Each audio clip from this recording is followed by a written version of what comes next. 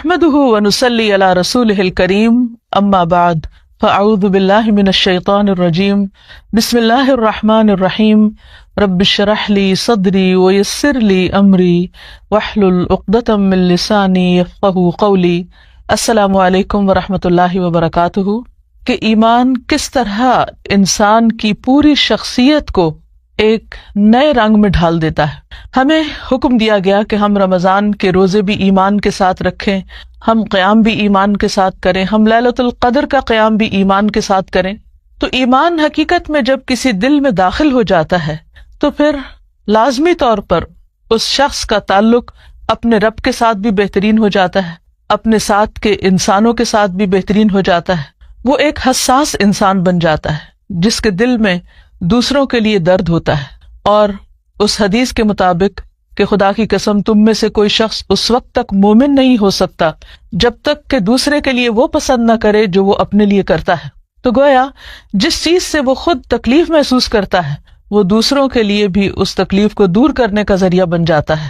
اس طرح نہ صرف یہ کہ انسانوں بلکہ حیوانوں اور باقی مخلوق کے ساتھ بھی اس کا رویہ بہترین ہو جاتا ہے، کیونکہ وہ یہ سب کچھ اپنے خالق، اپنے مالک، اپنے رب کی خاطر کر رہا ہوتا ہے۔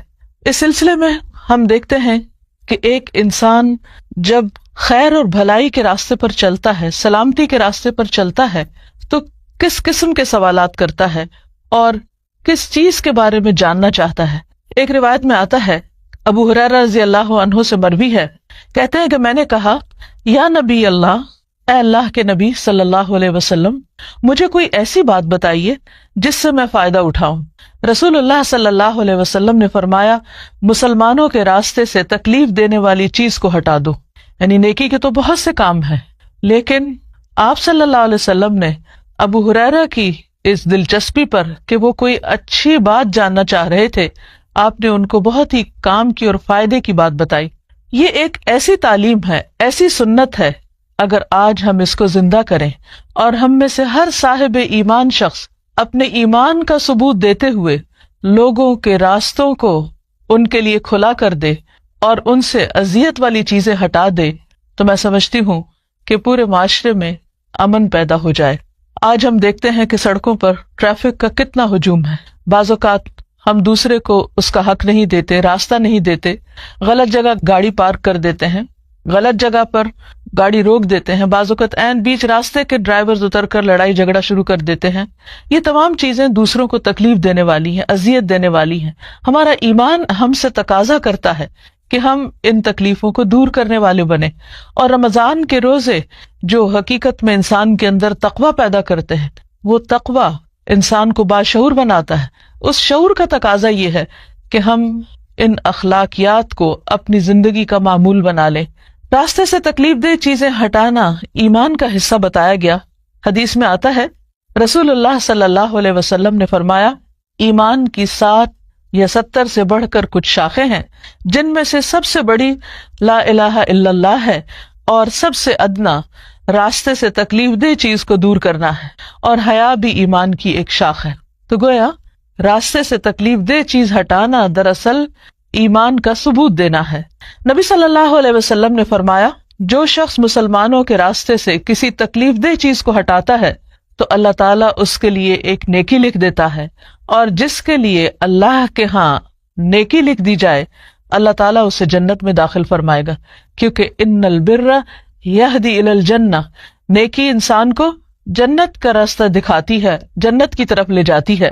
انسان ہر روز جب صبح کے وقت اٹھتا ہے تو اس کے ہر جوڑ پر صدقہ واجب ہوتا ہے۔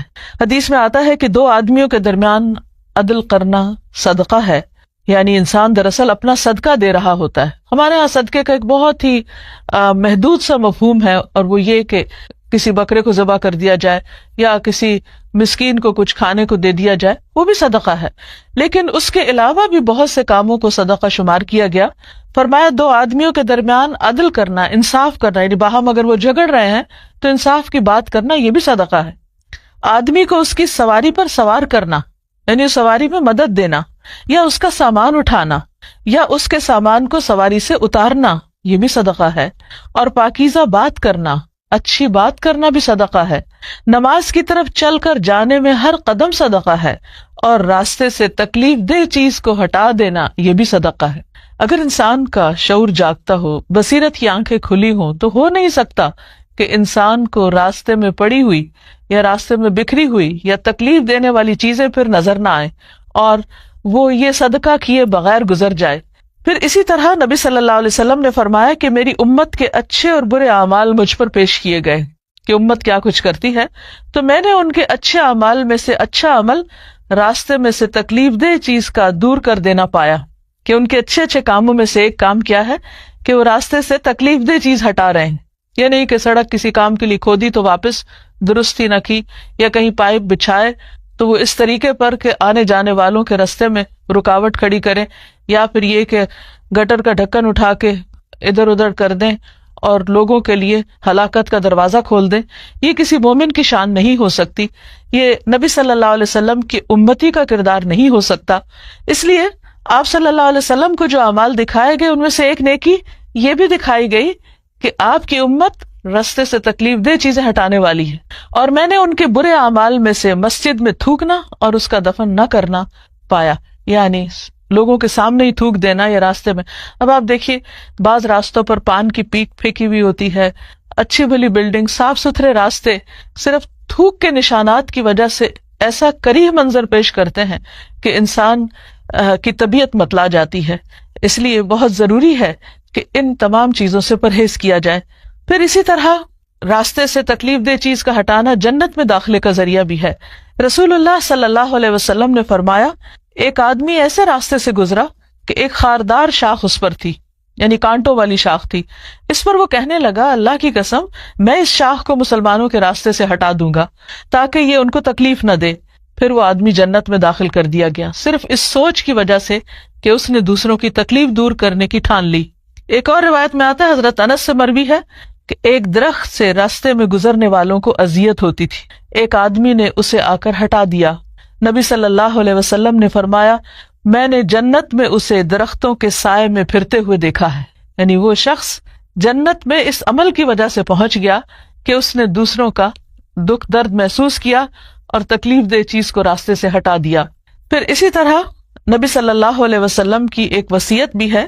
ابو برزہ فرماتے ہیں، میں نے رسول اللہ صلی اللہ علیہ وسلم کی خدمت میں عرض کیا، اے اللہ کے رسول، میں نہیں جانتا، شاید کہ آپ اس دنیا سے چلے جائیں اور میں آپ کے بعد زندہ رہوں، تو آپ مجھے کوئی ایسا زاد راہ عطا فرمائیں جس کے ذریعے مجھے نفع حاصل ہو۔ آپ نے فرمایا، یہ اور یہ کرو، یعنی کچھ کام بتائے، اور راستے سے تکلیف دینے والی چیز کو ہٹا دیا کرو۔ اب آپ دیکھیے کہ نبی صلی اللہ علیہ وسلم دنیا سے جاتے ہوئے اپنی امت کو کن کاموں کی تلقین کر رہے ہیں۔ اگر ہم صرف اس ایک سنت پر عمل کرتے ہوئے لوگوں کے لیے راستے کھلے کر دیں تو آپ دیکھیے کہ ہمارا آس پاس کس قدر خوبصورت ہو جائے۔ مومن ایک بہت ہی حساس انسان ہوتا ہے، جو وہ اپنے لیے چاہتا ہے وہی دوسروں کے لیے چاہتا ہے۔ وہ کسی کے لیے مسائل کھڑے نہیں کرتا، کسی کے لیے رکاوٹیں پیدا نہیں کرتا، وہ ایک نو پرابلم انسان ہوتا ہے۔ وہ راستے میں دوسروں کے لیے بھی آسانیاں پیدا کرتا ہے، اور ان سارے اعمال کو مومن کے لیے صدقہ بتایا گیا اور ان پر انکریج کیا گیا۔ نبی صلی اللہ علیہ وسلم کی ایک حدیث سے بھی ہمیں پتہ چلتا ہے، ابو ذر رضی اللہ عنہ سے مروی ہے کہ نبی صلی اللہ علیہ وسلم نے فرمایا، تم میں سے ہر ایک کے ہر عضو پر صبح کے وقت صدقہ لازم ہوتا ہے۔ میں نے کہا، اے اللہ کے رسول صلی اللہ علیہ وسلم، میں کیسے صدقہ کروں جبکہ میرے پاس مال نہیں ہے؟ آپ صلی اللہ علیہ وسلم نے فرمایا، سبحان اللہ، الحمد للہ، لا الہ الا اللہ، استغفر اللہ کہنا صدقہ ہے۔ امر بالمعروف بھی صدقہ ہے، نہی عن المنکر بھی صدقہ ہے، یعنی کسی کو اچھی بات کا حکم دینا، اس کو اچھے راستے پہ لگانا اور برائی سے روکنا۔ لوگوں کے راستے سے کانٹا، ہڈی اور پتھر ہٹا دو۔ یہاں نبی صلی اللہ علیہ وسلم راستے میں تکلیف دینے والی چیزوں کا نام بھی لے رہے ہیں۔ نابینا کو راستہ دکھا دو، گنگے بہرے کو بات سمجھا دو، کسی ضرورت مند کو اس جگہ کی رہنمائی کر دو جہاں سے اس کی ضرورت پوری ہونے کا تمہیں علم ہو، اپنی پنڈلیوں سے دوڑ کر کسی مظلوم اور فریاد رس کی مدد کر دو، اپنے ہاتھوں کی طاقت سے کسی کمزور کو بلند کر دو۔ یہ سب تمہاری طرف سے اپنی ذات پر صدقہ کے دروازے ہیں، یعنی ان تمام اعمال کا فائدہ خود تمہیں کو ہوگا۔ اس میں آپ دیکھیے کہ انسان کو کچھ خرچ کرنے کی ضرورت نہیں، اس کے لیے شرط نہیں کہ وہ مالدار ہو۔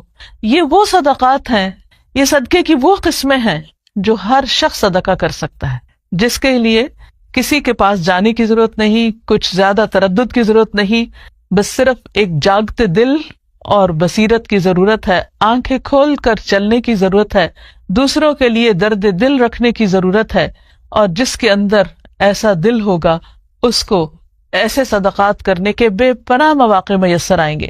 اسی طرح ہم دیکھتے ہیں کہ بعض اوقات کچھ لوگ راستوں پر بیٹھ کر گفتگو کرتے رہتے ہیں اور آنے جانے والوں کو ان سے تکلیف پہنچتی۔ ایک موقع پر نبی صلی اللہ علیہ وسلم نے صحابہ کو اس بات سے منع فرمایا کہ تم راستوں پر مت بیٹھا کرو۔ لوگوں نے عرض کیا ہمارے لیے اس کے سوا کوئی چارہ کار نہیں، یعنی ہمارے بیٹھنے کی کوئی اور جگہ نہیں، ہم وہیں بیٹھتے ہیں اور باتیں کرتے ہیں۔ تو آپ صلی اللہ علیہ وسلم نے فرمایا جب تم وہاں بیٹھنے پر مجبور ہو تو راستے کو اس کا حق دو۔ لوگوں نے عرض کیا راستے کا حق کیا ہے؟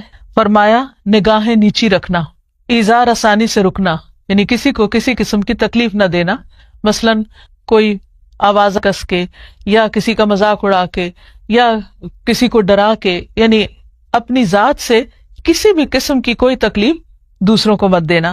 سلام کا جواب دینا، یعنی راہ چلتے ہوئے لوگ اگر تمہیں سلام کریں تو ان کے سلام کا جواب بھی، اچھی باتوں کا حکم دینا اور بری باتوں سے روکنا۔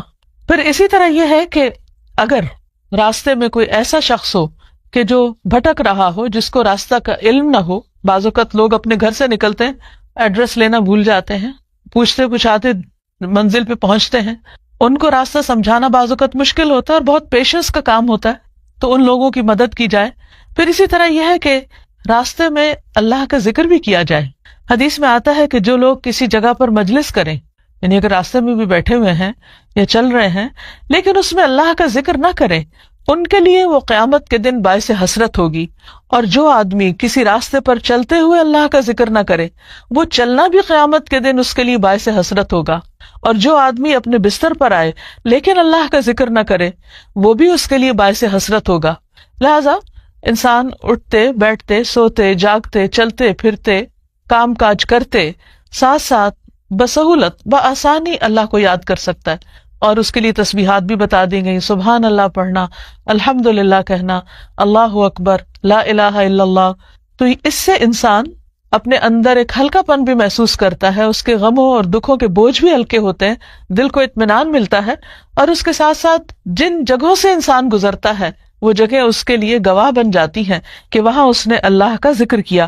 بعض اوقات یہ بھی دیکھنے میں آیا ہے کہ لوگ اللہ کا ذکر تو کرتے ہیں، بعض اوقات تسبیح بھی پڑھ رہے ہوتے ہیں، لیکن اس کے ساتھ ساتھ راستے میں گندگی پھیلانے سے باز نہیں آتے۔ یہ چیز بھی دوسروں کو اذیت دینے کا سبب بنتی۔ مثلا اگر کچھ کھا رہے ہیں، مثلا کیلا کھا رہے ہیں تو اس کا چھلکا پھینک دینا، کوئی ٹافی یا بسکٹ وغیرہ کھائیں تو ان کے ریپر پھینک دینا، سگریٹ پینے کے بعد اس کے ٹکڑے پھینک دینا، اور بعض اوقات تو ان ٹکڑوں کے اندر آگ بھی سلگ رہی ہوتی ہے۔ اسی طرح بعض لوگ راستوں پر رفع حاجت بھی کر دیتے ہیں۔ نبی صلی اللہ علیہ وسلم نے ان چیزوں سے سختی سے روکا ہے کہ کوئی بھی کام ایسا کیا جائے جس سے راہ گزر کو تکلیف ہو۔ ایک حدیث میں آتا ہے رسول اللہ صلی اللہ علیہ وسلم نے فرمایا 3 لعنت کرنے والے کاموں سے بچو، پانی کے گھاٹ پر، کسی گزرگاہ پر، اور سایہ دار جگہ میں بول و براز کرنا۔ یعنی یہ وہ کام ہے کہ جن سے انسان اللہ تعالیٰ کی رحمت سے دور ہو جاتا ہے، اللہ تعالیٰ کی ناراضگی لازم ہو جاتی ہے۔ نبی صلی اللہ علیہ وسلم نے فرمایا جس نے مسلمانوں کو ان کے راستے میں اذیت دی اس پر ان کی لعنت واجب ہو جاتی ہے۔ ایک اور حدیث میں آتا ہے نبی صلی اللہ علیہ وسلم نے فرمایا راستے کے درمیان پڑاؤ مت ڈالا کرو، یعنی راستے میں مت بیٹھ جاؤ، اور نہ ہی راستے میں قضاء حاجت یعنی بول و براز کیا کرو۔ اسی طرح بعض اوقات یہ بھی دیکھنے میں آیا ہے کہ بعض لوگ چلتی سڑک پر، یعنی جہاں پر ہیوی ٹریفک ہے، بعض اوقات وہاں ٹریفک روک کر خود سڑک عبور کرنا شروع کر دیتے ہیں اور بہت سے لوگوں کی اذیت کا باعث بن جاتے ہیں۔ بعض لوگ خراب گاڑیاں سڑک پر لے آتے ہیں، وہ عین راستے میں خراب ہو جاتی ہیں اور اس کی وجہ سے لوگوں کو تکلیف ہوتی ہے، بہت سے لوگوں کا راستہ بند ہو جاتا ہے۔ اسی طرح شارع عام کے اوپر بڑے بڑے جلسے جلوس کرنا، اس کا نقصان یہ ہوتا ہے کہ بہت سے لوگ حتیٰ کہ مریض وغیرہ بھی بہت اذیت میں مبتلا ہو جاتے ہیں. بعض اوقات تو یہ تک دیکھنے میں آیا کہ ایمبولینسز ایسے جگہوں پر پھنس جاتی ہیں اور لوگوں کی جان چلی جاتی ہے. ہم سب کو چاہیے کہ رمضان کے اس مہینے میں اپنے اعمال کا محاسبہ کریں اور اس بات کا جائزہ لیں کہ کہیں ایسا تو نہیں کہ ہماری ذات سے کسی کو تکلیف ہو رہی ہو، کیونکہ مسلمان وہ ہے جس کے ہاتھ اور زبان سے دوسرے مسلمان محفوظ رہیں. اللہ تعالی ہم سب کو امن، ایمان، سلامتی اور اسلام سے نوازے اور ہمیں ان اعمال کی توفیق دے جو اس کو پسند ہے، جو اس کو محبوب ہیں، اور وہ ہم سے راضی ہو جائے اور ہم اس سے راضی ہوں. اللہ تعالیٰ نے انسان کو پیدا کیا، اس کے اندر خیر اور شر دونوں چیزیں رکھی، پھر اس کو دونوں راستے دکھائے، پھر اس کو آزادی بھی دی کہ وہ چاہے تو بھلائی کے راستے پہ چلے اور چاہے تو برائی کا راستہ اختیار کرے. انسان کو اللہ تعالیٰ نے جس راستے کے لیے پسند کیا وہ خیر و بھلائی کا راستہ ہے، اور اس راستے پہ چلانے کے لیے ہر دور میں پیغمبر بھیجے. سب سے پہلے انسان حضرت آدم علیہ السلام ایک پیغمبر بھی تھے. جب وہ دنیا میں بھیجے جا رہے تھے تو اس وقت اللہ تعالیٰ نے فرمایا فَإِمَّا يَأْتِيَنَّكُم مِّنِّي هُدًى فَمَن تَبِعَ هُدَايَ فَلَا خَوْفٌ عَلَيْهِمْ وَلَا هُمْ يَحْزَنُونَ، کہ اگر میری طرف سے تمہارے پاس کوئی ہدایت آئے تو جو میری ہدایت کی پیروی کرے گا اس کے لیے نہ خوف ہوگا نہ غم ہوگا. تو گویا خوف اور غم کے علاج کے لیے انسان کو جو نسخہ بتایا گیا وہ اللہ تعالیٰ کی طرف سے آئی ہوئی ہدایت کی پیروی کرنا، یا دوسرے لفظوں میں زندگی گزارنے کا وہ طریقہ اختیار کرنا جو اللہ تعالیٰ کی مرضی کے مطابق ہو. لیکن انسان اس کے لیے اس دنیا میں آنے کے بعد بہت سی آزمائشیں بھی ہیں. انسان کے ساتھ اس کا نفس بھی ہے، شیطان بھی ہے. پھر بسا اوقات انسان کا ماحول بھی ایسا ہوتا ہے کہ جس کے دباؤ میں آ کر انسان اللہ تعالیٰ کا راستہ چھوڑ کر یا اس کی مرضی اور رضا کا راستہ چھوڑ کر اللہ تعالیٰ کی نافرمانی کا راستہ اختیار کر لیتا ہے. ایسا کرنا اس کے لیے نہ دنیا میں فائدے کا باعث ہوتا ہے اور نہ ہی آخرت میں. انسان جب اللہ کی نافرمانی کرتا ہے، گناہ کرتا ہے، تو ہمیشہ پریشانی، احساس ندامت اور غم کا شکار ہوتا ہے.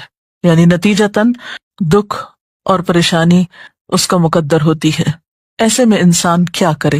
انسان چونکہ فرشتہ نہیں، اس لیے یہ ممکن نہیں کہ اس سے کوئی غلطی نہ ہو.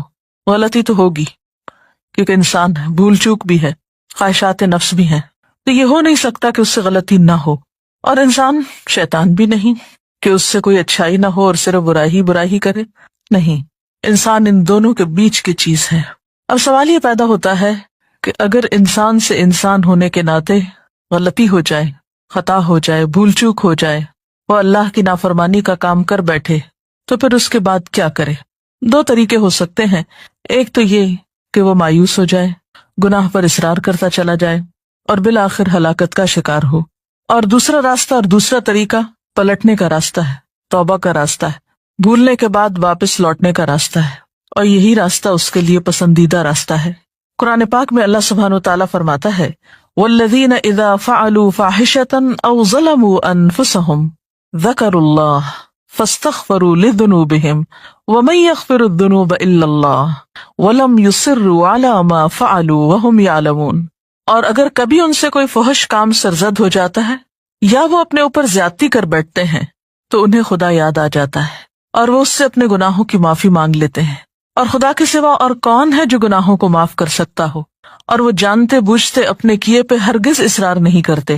یعنی گناہ کرنے کے بعد ان کے اندر جب احساس ندامت اٹھتا ہے وہ اللہ تعالیٰ کی طرف متوجہ ہو کے معافی مانگنے لگتے ہیں اور گناہ چھوڑ دیتے ہیں، اس پر اصرار نہیں کرتے. ایسے ہی لوگ اللہ تعالیٰ کے پسندیدہ لوگ ہوتے ہیں.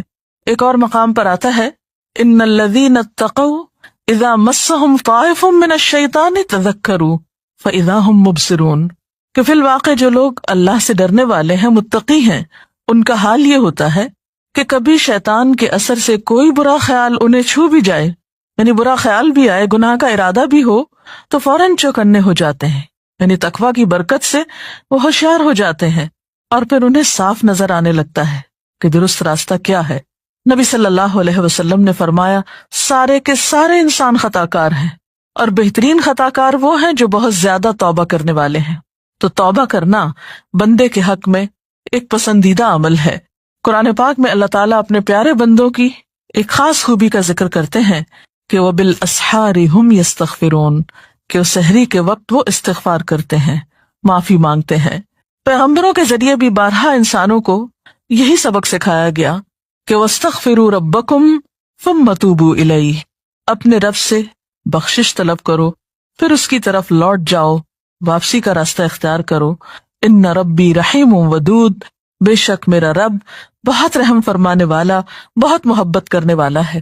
یعنی ایسا نہیں کہ اگر کسی انسان سے کوئی غلطی ہو جائے تو پھر وہ معاف نہیں کرتا اور ہمیشہ کے لیے وہ اس کی نظروں سے گر جاتا ہے، نہیں، 100 بار بھی اگر کوئی غلطی کرتا ہے اور پھر اس کو احساس ندامت ہوتا ہے، شرمندگی ہوتی ہے اور وہ پلٹتا ہے تو اللہ تعالیٰ اس کو معاف کرتا رہتا ہے۔ ایک حدیث میں آتا ہے ان اللہ یقبل توبۃ العبد ما لم یغرغر، اللہ بندے کی توبہ اس وقت تک قبول کرتا ہے جب تک کہ وہ آخری دموں پہ نہ ہو یا اس کی سانس نہ اکھڑ جائے، یعنی مرتے دم تک توبہ قبول ہوتی رہتی ہے۔ ہاں یہ الگ بات ہے کہ ایک انسان جب فوت ہو جاتا ہے اور وہ شرک کی حالت میں ہوتا ہے یا کفر کی حالت میں ہوتا ہے یا کسی کبیرہ گناہ کے ارتکاب کی حالت میں ہوتا ہے اور توبہ کیے بغیر مر جاتا ہے، تو مرنے کے بعد جب سزا سامنے آ جاتی ہے، اللہ تعالیٰ کی ناراضگی اور غصہ سامنے آ جاتا ہے، تو پھر توبہ کا موقع نہیں رہتا۔ اس لیے ہمیں کبھی بھی اللہ تعالیٰ کی رحمت سے نا امید نہیں ہونا چاہیے، گناہ کتنا بھی بڑا ہو جائے، غلطی کتنی بھی بڑی ہو، لیکن کبھی مایوسی پاس نہ پٹکنے پائے۔ قرآن پاک میں اللہ تعالیٰ فرماتے ہیں یا عبادی الذین اسرفوا علی انفسہم لا تقنطوا من رحمت اللہ ان اللہ یغفر الذنوب جمیعا انہ هو الغفور الرحیم، اے میرے وہ بندو جو اپنی جانوں پر زیادتی کر بیٹھے ہو، اللہ کی رحمت سے ہرگز مایوس نہ ہونا، یقیناً وہ تمہارے سارے کے سارے گناہ معاف فرما دے گا، وہ بہت ہی معاف فرمانے والا اور بڑا ہی مہربان ہے۔ اور تم اپنے رب کی طرف رجوع کرو اور اس کی فرما برداری بجا لاؤ، وَأَنِيبُوا إِلَىٰ رَبِّكُمْ وَأَسْلِمُوا لَهُ مِن قَبْلِ أَن يَأْتِيَكُمُ الْعَذَابُ ثُمَّ لَا تُنصَرُونَ، اس سے پہلے کہ تم پر وہ عذاب آ جائے کہ پھر تم کہیں سے بھی مدد نہ پا سکو، یعنی آخرت میں جب سزا سامنے آ جائے گی تو کوئی بھی شخص کتنی بھی توبہ کرے، کتنا بھی روئے دھوئے، پھر معافی نہیں ہو سکتی۔ ہاں جب تک وہ زندہ ہے، کتنا بھی بڑا قصور ہے اس کی معافی ہو سکتی ہے۔ اس کا یہ مطلب نہیں کہ انسان جان بوجھ کر غلطی کرنا شروع کر دے کہ معافی تو ہو ہی جائے گی اس لیے جو چاہے میں کروں، کیا معلوم کہ پھر اس کے بعد، اس غلطی کے بعد توبہ کا موقع ملتا ہے یا نہیں۔ تو جان بوجھ کر غلطی نہیں کرنی چاہیے۔ اس سلسلے میں ہم دیکھتے ہیں حضرت یوسف علیہ السلام کے ساتھ جو کچھ ہوا، ان کے بھائیوں نے انہیں اندھے کنویں میں دھکیلا اور ان پر چوری کا الزام لگایا اور بہت زیادہ زیادتی کی، لیکن اتنے بڑے قصور کے بعد جب ان کو احساس ہوتا ہے کہ ہم غلط تھے تو وہ فوراً اپنے رب کے حضور معافی مانگتے ہیں اور اپنے والد سے بھی درخواست کرتے ہیں کہ آپ بھی اللہ تعالیٰ سے ہمارے لیے معافی کی درخواست کیجیے۔ یا ابانا استغفر لنا ذنوبنا انا کننا خاطئین، اے ابا جان ہمارے گناہوں کی بخشش کے لیے دعا کیجیے، واقعی ہم بڑے خطا کار تھے۔ اب یہ کوئی چھوٹا جرم نہیں تھا کہ ایک معصوم بچے کو بغیر کسی جرم کے کنویں میں پھینکا گیا اور اس پر چوری کا الزام بعد میں لگایا گیا، لیکن جب احساس ہوا تو پھر توبہ کر لی۔ تو ان کے والد نے بھی ان کے لیے پھر کیا کہا تھا، قال سوف استغفر لکم ربی، کہ میں جلد ہی تمہارے لیے استغفار کروں گا، انہ هو الغفور الرحیم، بے شک وہ بخشش فرمانے والا مہربان ہے، یعنی وہ ضرور معاف کر دے گا۔ اور پھر ایک گناہ ہو یا زیادہ ہو، چھوٹا گناہ ہو یا بڑا گناہ ہو، توبہ کرنے میں دیر نہیں لگانی چاہیے، اور کبھی مایوس ہو کر کہ میرے تو گناہ معاف ہو نہیں سکتے۔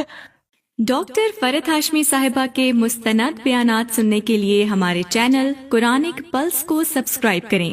یہاں قرآن و حدیث کی روشنی میں حقیقی رہنمائی اور روحانی ترقی کے خزانے ملیں گے۔ ابھی جڑیں اور دین کو